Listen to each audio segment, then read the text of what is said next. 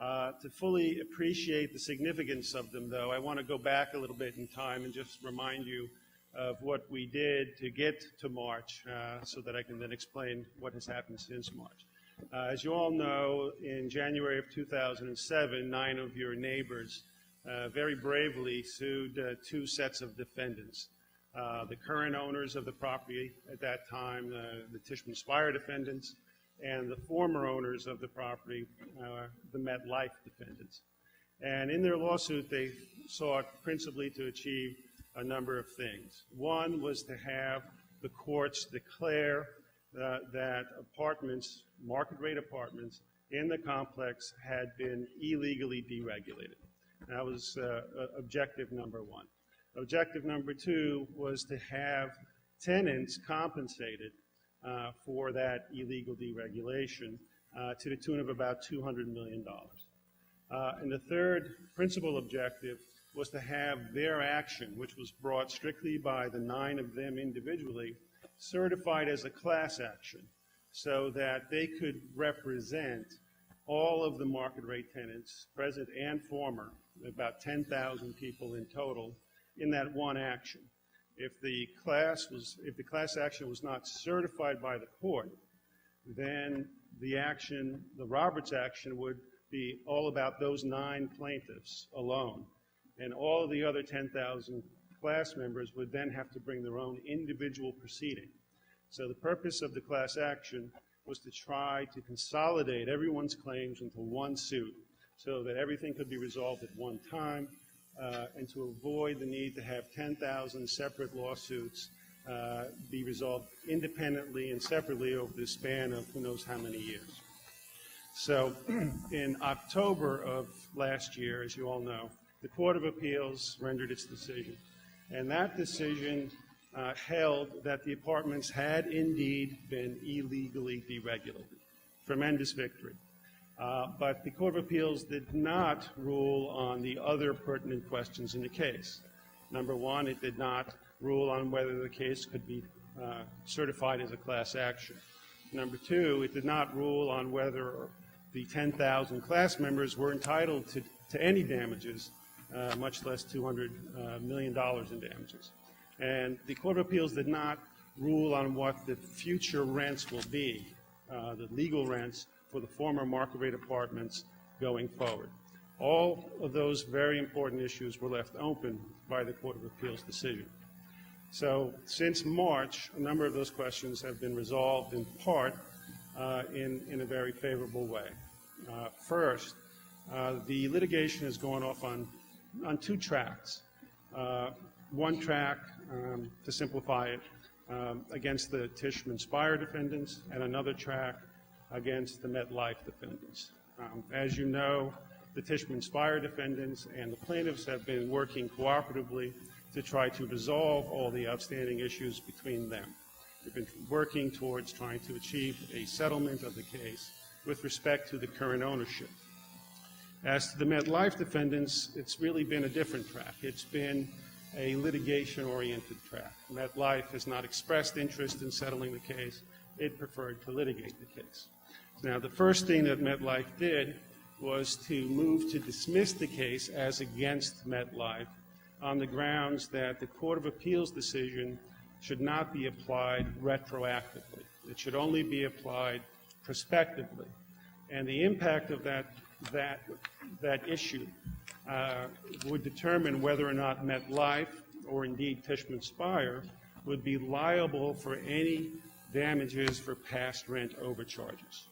If MetLife had succeeded in convincing the court that the Roberts decision of last October should be applied prospectively only, then new legal rent-stabilized rents would be set going forward, but none of the class members would be entitled to any damages whatsoever. Very fortunately, in July, late July, the court sided with the tenants. The court ruled that the Roberts decision of October should be fully retroactive, which means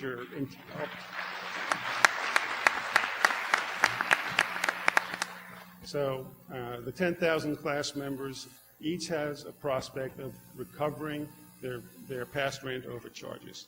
And we sued for $200 million, and we're still seeking to recover $200 million for the 10,000 class members. That issue is resolved by the lower court. MetLife has filed a notice of appeal to take that issue to the next level, the intermediate appellate division, but they have not what we call perfected their appeal yet, so the issue is not ripe before the appellate division, and it may not be ripe for another 7 months or so. In the meantime, we are going to be picking up the litigation effort as against MetLife. We've been focusing on trying to resolve the case as against the current owners, and in the middle of November we'll be picking up the litigation as against MetLife in earnest. MetLife and we have exchanged discovery requests asking each other for information, and then we'll proceed to exchange documents and engage in depositions and other discovery commencing pretty much in the middle of the month. As to the other track, the track as against the Tishman entities, that has been proceeding along the settlement lines.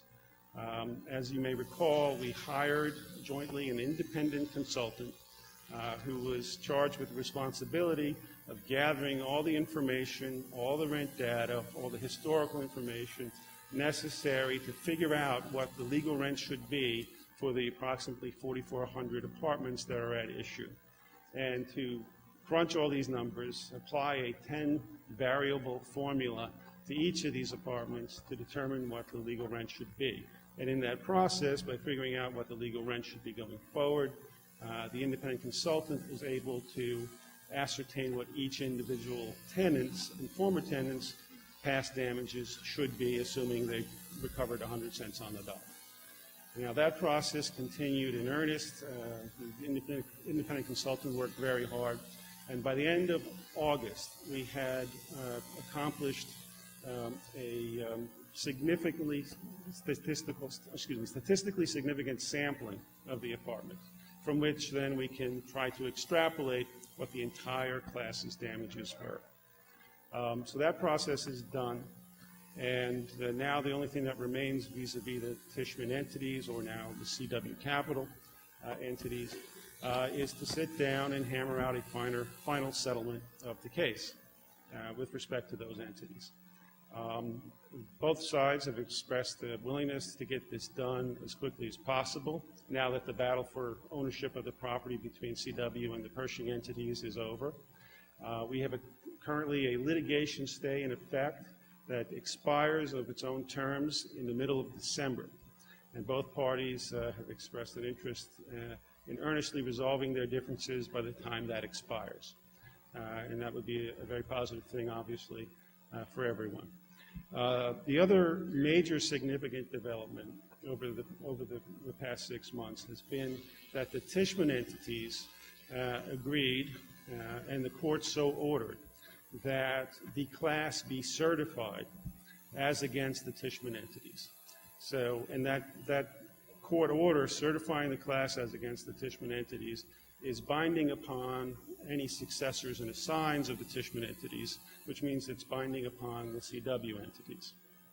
So that means that at the end of the day, when we settle the case, or if we can't settle the case and you have to litigate the case as against the current ownership, that case will resolve the claims of the entire class. And at least as against the current owner entities, we won't need to have 10,000 individual lawsuits to resolve those claims. It can all be done in one form.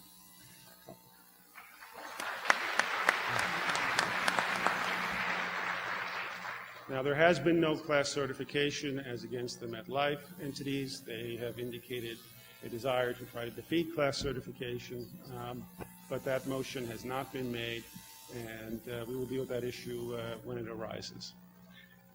In terms of a timetable going forward, if, as we hope and expect, we reach an agreement in principle with the current owner entities, new legal rent should be set very early next year. Currently, as many of you know, we had an interim agreement in place that set your rents at the lower of either your market rate lease or what was an estimated rent stabilized rent. By the end of the year, we should have an ability to more precisely set the rents at rent stabilized levels for most of the apartments. Certainly by the middle of next year, we will have calculated all of the legal rents for all of the apartments, and if things go according to schedule with minimal interruption and delay, it is our hope and expectation by the middle of 2011 actual claims for money damages can start being processed and people can start receiving their refund checks. And that's the current status, and I'll be available for questions from anyone who has them later. Thank you.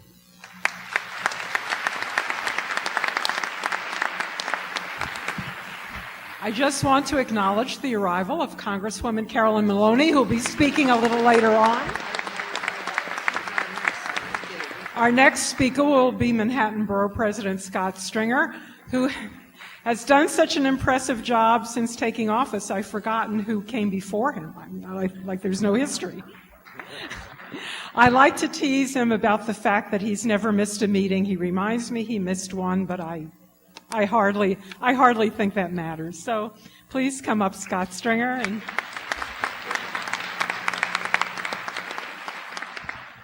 Thank you, Susan, and thank you, Al Doyle, and the Tenant Association leadership. I want to just say that I continue to be really amazed at the elected officials in this community who have cared and worked so hard for Stuytown, Peter Cooper Village, and I just want to say that Dan Garodnick, Brian Kavanaugh, Tom Duane, and Carolyn Maloney really do represent the best of what Manhattan is all about, and I just want to give them a applause.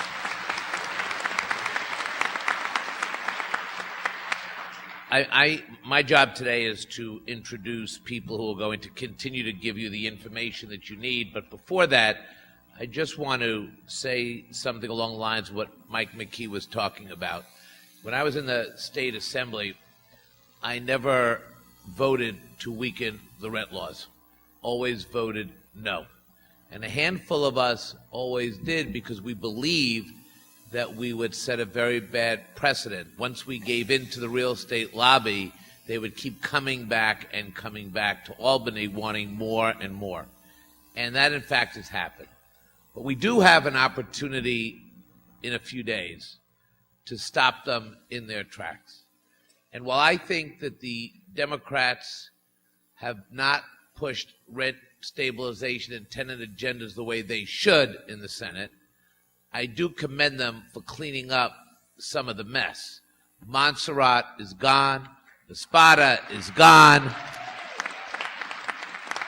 And now we have an opportunity to really begin to pass the legislation that will protect the people who built up our community. So if you can write a letter, if you can make a phone call, if you can get out and vote, the other side is counting on us being delusion, not happy, everything complaint that they talk about. I have a different view. When our Congresswoman was challenged, this community said, no way are we not going to give her mandate to go back to Washington, right? And now we've got to go back out there and vote and give Kavanaugh and Duane the mandate to get a tenant protection agenda done in Albany.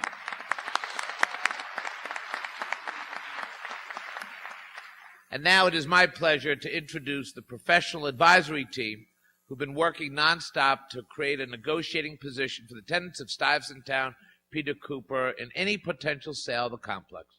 Paul Wife, Rifkin, Wharton, and Garrison LLP, who've been advising the Tenant Association since the beginning of 2010, is one of the nation's foremost law firms, serving many of the largest publicly and privately held corporations and financial institutions in the United States and throughout the world. On stage with us today is Meredith Kane, partner in the real estate department and a member of the firm's management committee. Meredith specializes in all aspects of development, finance, acquisitions and sales, equity, ventures, restructuring, leasing, and securitization of real estate. If you'd like to know more, that's as far as I can go. And here today also are William DeRoe and Alex Rubin of Moelis & Company. Mr. DeRoe is Managing Director and co-head of the Recapitalization and